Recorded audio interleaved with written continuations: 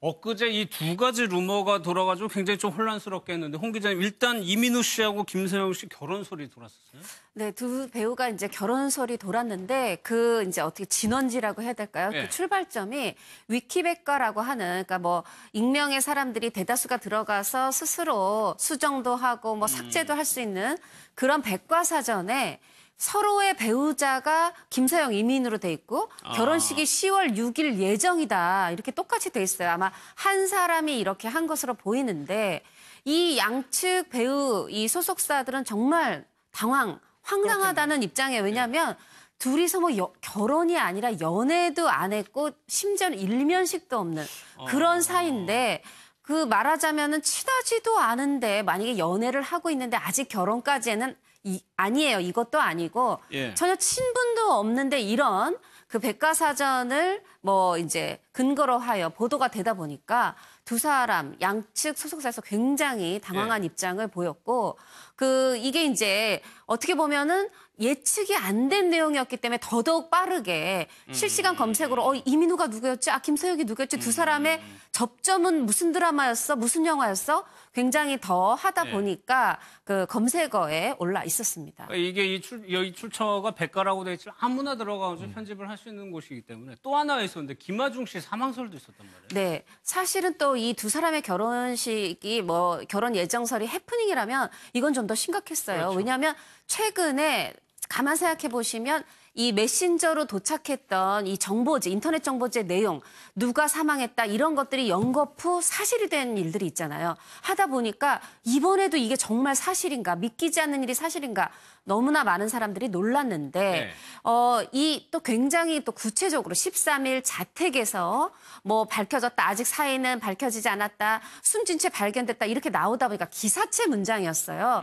하다 보니까 또 많은 분들이 좀 믿었는데 이게 거기에 보면은 그 인터넷 정보지의 내용에 이름은 김하중 씨라고 써 있지 않았지만 뭐 무슨 무슨 브랜드 모델, CF 모델로 데뷔했다. 영화는 미녀는 괴로워로 인기를 얻었다. 스타덤에 올랐다. 이런 식으로 하다 보니까 누가 봐도 김하중 씨를 연상케 하는 상황이었어요. 하다 보니까 소속사가 발빠르게 대응을 했는데 너무 황당하다. 이런 정보지가 어디서부터 시작되는지도 모르겠고 지금 김하중 씨는 개인 일정 이제 보냈고 또 이제 9월부터 나쁜 녀석들이라고 마동석 씨, 김상중 씨 나오는 영화 촬영에 들어가요. 그거 앞두고 지금 지방에서 대본 리딩 중이다. 또 김하중 씨가 한 매체를 통해서 지금 저 매일매일 액션 스쿨 다니면서 액션 영화 준비하고 있어요. 아닙니다. 라고 이제 그렇게 부인한 상황이 연출됐습니다. 그러니까 이게 당사자들은 얼마나 황당하겠습니까? 그렇죠. 아니 본인이 멀쩡하게 살아있는데 좀 뭐 사망했다고 돌아다니면 지라 씨가 얼마나 황당하겠습니까? 이걸 또 지라 씨가 돌아다니면 또 사람들 그걸 또 가지고 입에 입소문을 트고 이게 보면요. 받은 사람이 또 가만히 있질 않아요. 이걸 또 자기 지인들한테 다 보내잖아요. 불특정 다수한테 퍼뜨리고 그러면 이게 그냥 기하급수적으로 짧은 시간 안에 많은 사람한테 퍼지게 되면 그걸 다시 되돌리는데 상당히 어려움이 겪을 수밖에 없는 것이고 또 사람들마다 또 알게 되면 전화하지 않겠습니까? 무슨 일이 있느냐고. 그럼 뭐 본인은 얼마나 황당하겠습니까? 아무 일도 없는데 이런 일이 퍼진다고 하니까 무슨 근거를 가지고서 얘기하면 모르겠어요. 지금 이민우 씨, 김서영 씨 같은 경우도 둘이 일면식도 없다고 하는데 저런 식으로 누군가 저렇게 뭐 이상한 얘기를 만들어내고 누머를 만들어낸다고 하면 그건 본인은 재미로 할지도 모르겠고 무슨 특별한 이유가 있어 하는지 모르겠지만 그 피해를 당하는 연예인들 입장에서는 엄청난 고통일 수 있거든요. 그거 벗어나는 게 상당히 힘들고 그러니까 법적으로도 처벌받을 가능성이 있습니다. 나중에 김남욱 변호사 얘기하겠지만 그래서 법적 처벌도 있으니까 저런 거 하시면 안 됩니다. 누가 하시든 저렇게 막 만들어내가 잘못된 얘기 루머 만들어서 퍼뜨리시면 법적 처벌도 받고 또 피해를 당한 사람 입장에서는 엄청난 심적 고통을 당한다는 거 꼭 이해해 주셨으면 좋겠습니다. 그리고 이게 좀 합리적 의심 수준이지만 확인된 건 아니지만 혹시라도 뭐 동일 인물이거나 아니면은 관련된 사람이 아닌가라고 또 생각할 수 있는 부분이 김하중 씨에 대해서 또 아까 말씀드린 그 인터넷 백과에 몇 년 몇 월에 태어나 몇 년 몇 월 사망해서 8월 13일을 뭐 사망했다라고 아예 이제 마지막 사망일을 써놔서 이런 부분들이 굉장히 또 많은 분들에게 더 신빙성을 줄 수 있는 그런 또 소지가 있었습니다. 그런데 일단은 김남편 이런 범죄를 왜 할까요? 그게 자기가 뭐 자랑할 것도 아니잖아요, 이거는. 이해가 안 되는데요. 뭐 만약에 정말 의도를 하고 그러니까 네. 어떤 정치인에 대해서 뭔가 목적을 가지고 한다라고 하면 그 뭐 정치인이 가지고 있는 이미지라든가 명예를 훼손하기 위해서 할 텐데 네. 사실 지금 이거 같은 경우에는 김하중 씨에 대해서나 아니면 어떤 특정 연예인에 대해서 할 이유가 없는데도 불구하고 사망을 했다라고 하는 기사를 이런 어떤 찌라시를 낸다는 것 자체가 좀 이해가 되지 않고요.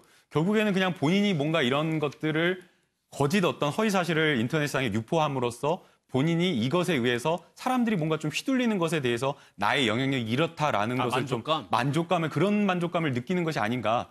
굉장히 좀 왜곡된 어떤 그런 어떤 마음인 것 같습니다. 근데 이런 거에 대상이 되는 게 유독 연예인이 많단 말이에요. 과거에도 꾸준하게 있었어요, 이런 거에 대해서. 네, 꾸준하게 있었습니다. 사실 이제 제일 먼저 있었던 게 대표적이죠. 가수 주현미 그렇죠. 씨가 1994년도에 에이즈 감염돼서 사망했다라는 보도가에 나왔었어요. 예. 그때는. 근데 사실 이제 주현미 씨가 에이즈 관련 홍보대사도 하고 했었습니다. 약사 출신이다 보니까.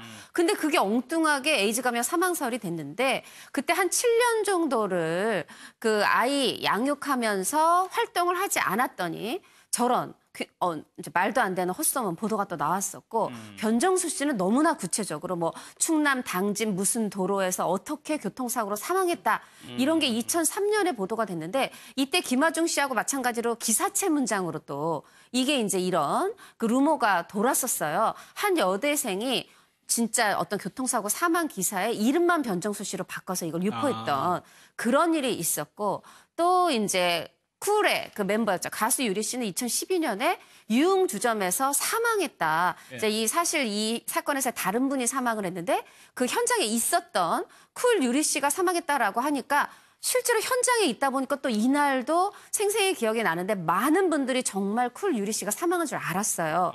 이런 식의 이제 해프닝들이 있었고 그 외에도 보면은 뭐 이효리 씨, 강호동 씨는 정말 이건 어떻게 보면 잘못된 장난이었는데 예. 자택에서 숨 쉰 채 발견.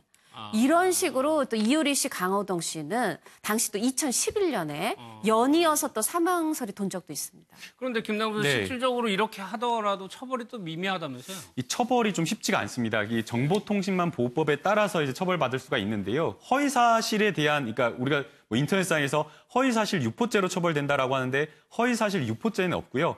허위 사실에 의해서 그 사람이 이제 명예가 훼손된 경우에 처벌을 할 수가 있는데 예. 뭐 이 선고형 같은 경우에는 7년 이하의 징역이나 5천만 원 이하 벌금인데 초범이다. 그리고 뭐 이렇다라고 하면 대부분 벌금형에 선고가 되고요.